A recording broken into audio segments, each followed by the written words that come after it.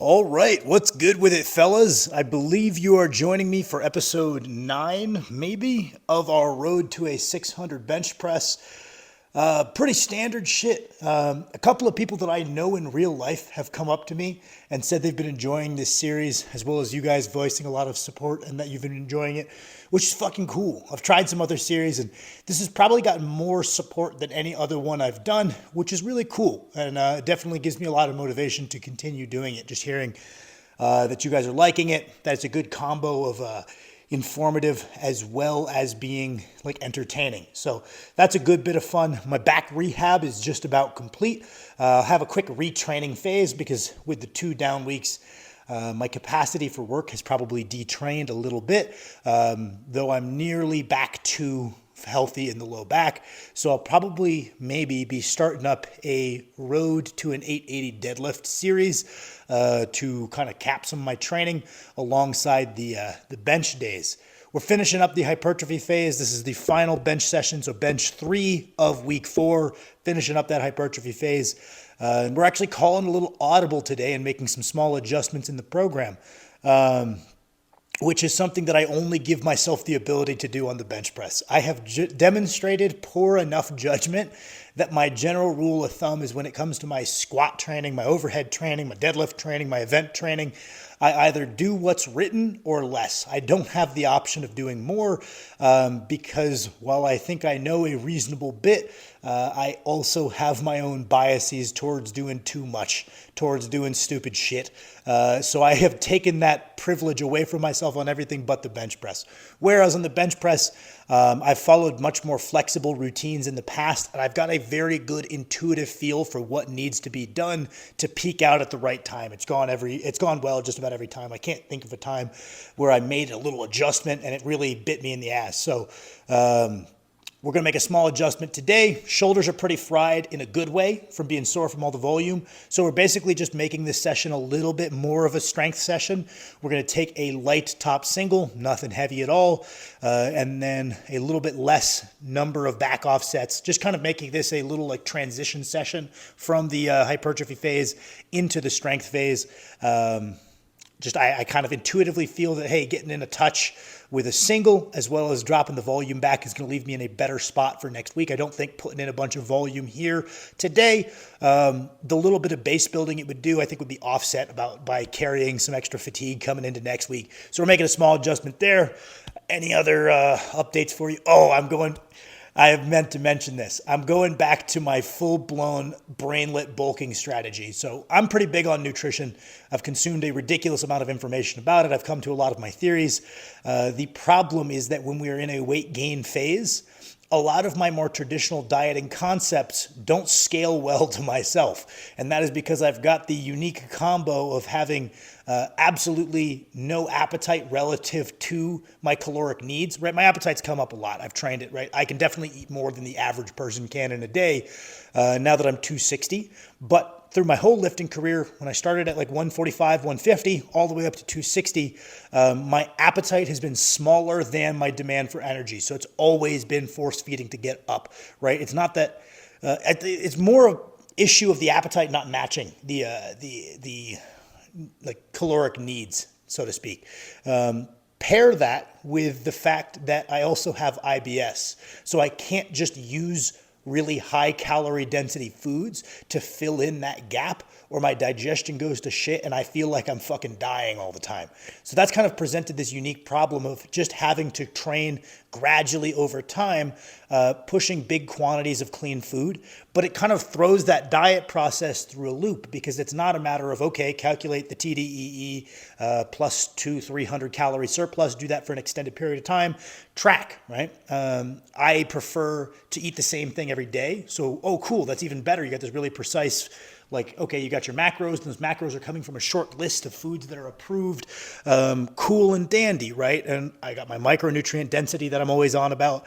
That sounds really good, except the problem is that my food quantity is always being limited by when I start getting really pukey when I'm eating.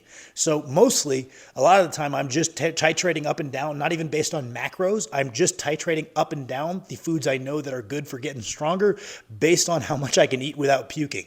But I have used a very dumb bulking strategy in the past I would not recommend unless you have had ridiculously hard time putting on weight like me. And that is to weigh yourself like 15 times a day and try to be heavy on the scale always using food volume, right? This is way less intelligent, way less structured, and probably way less good than the more like kind of detail-oriented approach I just kind of laid out. But it helps me just kind of put down food in miscellaneous windows to where I say, okay, I don't want to look at that scale and see anything less than 263. If I just have to put down a banana and some fucking pretzels to be 263, cool. If I just have to drink some milk or if I have to drink some orange juice to be 263, and just as a proxy, by pushing so much food volume, inadvertently the calories go up and my weight will climb. I don't recommend it, but it's what I'm going to do to finally get my ass up to 275 because I think that's going to greatly shorten the amount of time it's going to take me to get to that 600-pound mark. I've said that for a while now, that the training is going great, and the one thing that if I could change something, everything's going perfect. I'm ahead of schedule on all 3 sessions. My assistance work is going well. If I could change one thing, I think if I could just get my body weight up, things would go even better. And that's been the hard part. So we're breaking out the Brainlet bulk and Strat, and we're just going to try to be heavy always by eating a bunch of relatively clean food. It worked last time. That's how I hit the only time I've ever hit 270 in my life. We're going to do that. And I'll feel not so great just being that heavy all the time, eating that much food. And it's going to feel that much better when I bench 600 and finally get to cut down a little bit and not force feed, do my first ever cut. That's cool. But that's the plan. That's the plan. I think it worked last time, so I assume it'll work again. Kind of right now, morning weight, I'm like 258, something like that. I'm just trying to make sure I always see 262 on the scales. So we're just pushing a lot of food, and I think it's going to work. It's dumb as shit. Don't do what I'm doing. Okay, what's going on there, fellas? Just finished up a quick walk on the treadmill, just because I ate my pre-workout meal. It's to raise my core body temperature, but also because I do a 10-minute walk with every one of my meals, just to get my steps in for the day, stimulate the appetite, blah, blah, blah, insulin resistance, blah, blah, blah, whatever. And I thought, while I was walking, I thought of 3 things that I wanted to mention really quick before we cut into the video. None of them are a big deal, but just 3 little things I thought would be worth mentioning. 1, I mentioned my shoulders are feeling a little bit beat up. That's my fault. I've had a couple of people ask me, they're like, hey, how are you able to bench 3 days a week? How do your shoulders not get messed up? And having favorable leverages for the lift is no doubt part of that. Genetics is part of that. Having good variable management, like being really neurotic with my food and my sleep, past to where most people can, is part of that. But honestly, I don't think that's the biggest part of it. Most of my clients can move into a 3x bench frequency. A lot of it just comes down to being more mechanically efficient with your bench press. I think when people first start bench pressing, they're very inefficient at it. Their shoulders get a little crunchy trying to even do it twice a week. But as we get more skillful in the bench press, it gets less taxing on the body, even though the absolute weight is going up. I definitely have some of my athletes that I definitely tell to stick to it too, even if their biggest goal is their bench press. I'm like, hey, you're either really big and strong, or hey, you probably just don't have a good enough variable management to where a 3rd session would be more stress without a lot of benefit. We probably want to benefit from more recovery, blah, blah, blah. But I think most of it just comes down to being efficient at the lift, which can kind of come in 3 simple ways, which is going to bring me to what I'm talking about right now, which is what is my technical focus for today. I mentioned in a video how, asking like a good bencher, what are you focusing on? That's not the best question, because it's like they've focused on a lot of things in the past to where they're second nature now that they're no longer thinking about. So you're missing out on those if you just ask them what they're focusing on right now. But what I'm focusing on today, when you have a new trainee and like, hey, your shoulders are getting crunchy, the first thing we do is like, hey, let's get a little bit better understanding of shoulders back. That's a very simple thing to do. We say, hey, pinch the shoulder blades together, boom, pow. Some people having a little bit of movement is probably better than just pinch them as hard as they can, but we try to get a little bit of retraction and suddenly, oh man, my shoulders feel a lot better. And then the next thing we do is we try to teach them just a little bit of a thoracic arch, right? I'm like, hey, can we turn that press into a slight decline? For whatever reason, that slight decline pressing angle tends to treat the shoulders pretty well, and we can do more volume without the shoulders getting crunchy. We just get up on the traps, make that press slightly downward. And then the third part of getting that more mechanically efficient technique that makes the shoulders get a little bit less beat up. And we're like, okay, no, now it's my pecs and my triceps that are getting tired, not my shoulder joint getting crunchy. That's my limiting factor. And often they'll be able to bench 3 times a week. And that's going to be the debatably more important part of the shoulders back and down. And that's the shoulders down, really learning to lock in the lats, lock in that scapular depression. Andrew Locke, who's Sebastian Oreb being Half Thor's coach, very, very reputable coach. Andrew Locke being his coach's go-to PT guy. He's got some opinions that probably aren't the most evidence-based out there. He's got some maybe cold takes, but he's got some practical rehab routines I think are solid. He's really big on, hey, the reason the lats are so big is they depress our scap. We want to move from this position of stability, and also the lat is going to depress the humeral head in our shoulder, and that's why it makes it bang up our shoulder less. I don't know if that's true, but I will say that the skill of really learning to keep the lats active during the bench press certainly makes the shoulders take a little bit less of a beating. One of my clients was actually just telling me, hey, my shoulder's getting a little crunchy. And I just said, hey, let's focus on retraction, A, B, turning that press into a bit of a decline, and C, and probably the most importantly, is maybe do some low-scale lat activation type shit. Activation, don't crucify me.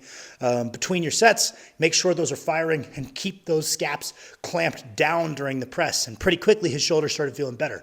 My shoulders are crunchy because I've been doing a shit job of that. So one of my big focuses today is A, making sure that I'm interacting with the bar in my hand, real low in the outer palm, which is something I'm pretty big on. I always do my fingers open, unrack to try to find that spot, and then manually squeeze and reinforce that position. I'm going to try to get up on my traps, keep that press as a decline angle, and most of all, we're trying to cram those scaps downward because that's what I've been doing a shit job of recently.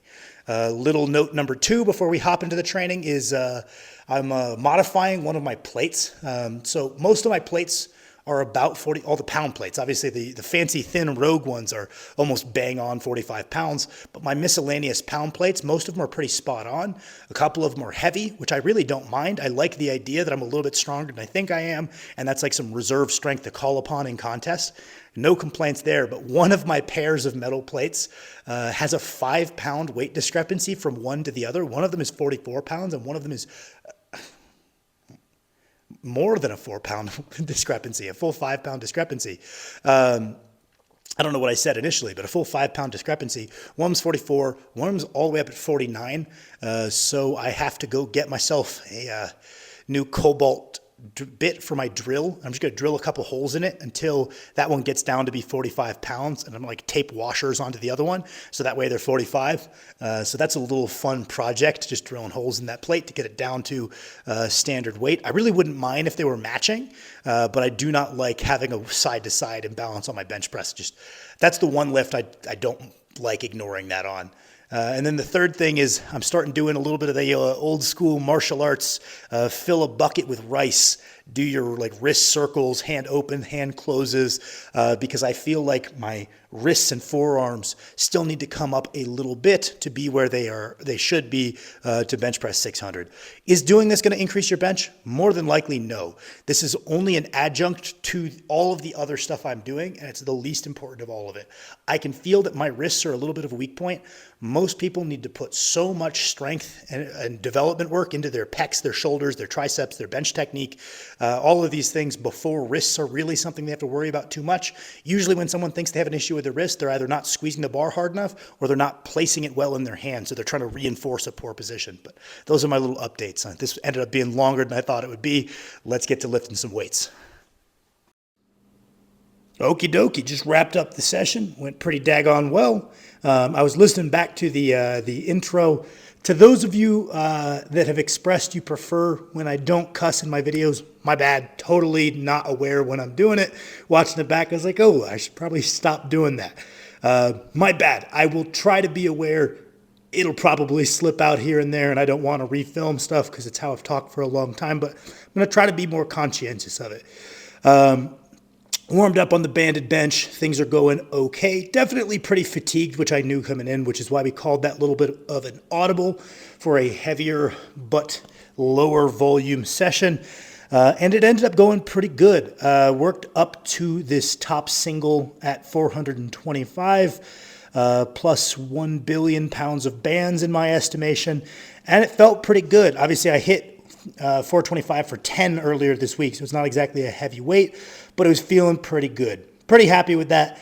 Definitely carrying a little bit of fatigue right now through the biceps. I don't know exactly what from, but a little bit of bicep tendonitis going on, which is why later in the workout I hit some curls, specifically curls with a dumbbell where my elbow is tracking forward while I do a curl, rather than kind of like a traditional drag curl. I'm deliberately driving my elbow forward because the bicep ties across the shoulder and the elbow. So if we bring our elbow forward, we're kind of shortening at both ends. I got recommended it by my PT. And anytime my biceps are feeling a little clunky, especially up in the shoulder joint, those are my go-to to fit in there. Just push some volume, get some blood flow, and things tend to feel better pretty quickly. After the 425 bench, I backed off to 395 for 2 sets. I did 6, then 7. Not particularly good. Wasn't pushing those that hard today because I want to be a little bit fresher coming into next week. I did this set of 12 at 2 plates. I was planning on doing more reps, but then as I started going, I was like, I feel pretty fatigued through the chest. I probably don't need to be doing this.